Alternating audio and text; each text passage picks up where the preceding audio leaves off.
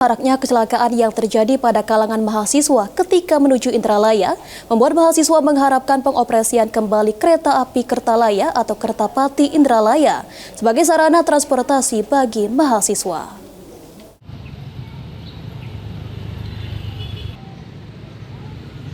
Jalur lintas Palembang Indralaya kerap jadi pilihan utama mahasiswa untuk menuju kampus Universitas Sriwijaya namun rawan kecelakaan.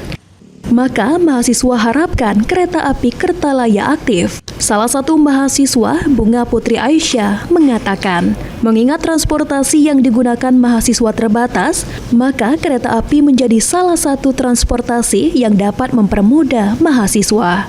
Menurutnya, jumlah bus yang menjadi transportasi utama sangat terbatas, serta fasilitas yang dianggap kurang memadai.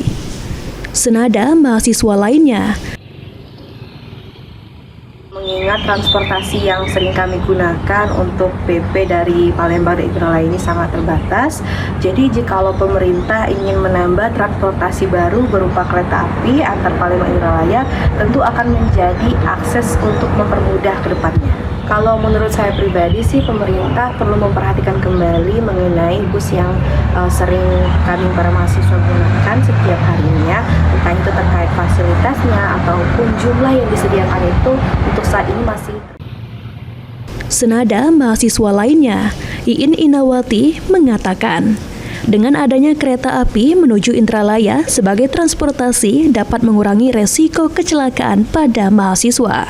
Karena akses jalan yang terlalu padat, selain itu mahasiswa juga mengharapkan transportasi yang nyaman dan aman.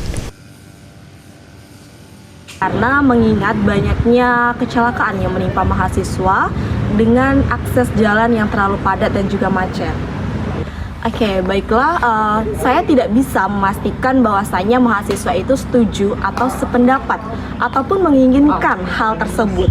Tetapi bahwasanya kami di sini para mahasiswa itu menginginkan transportasi yang nyaman dan juga aman. Dan bahkan itu tidak hanya dirasakan oleh mahasiswa saja, akan tetapi akan dirasakan oleh seluruh masyarakat. Untuk itu, mahasiswa berharap agar kereta api Kertalaya dapat dioperasikan kembali karena dapat memberikan keamanan serta kenyamanan, baik bagi mahasiswa dan juga masyarakat sekitar. Ilham Wahyudi, PAL TV.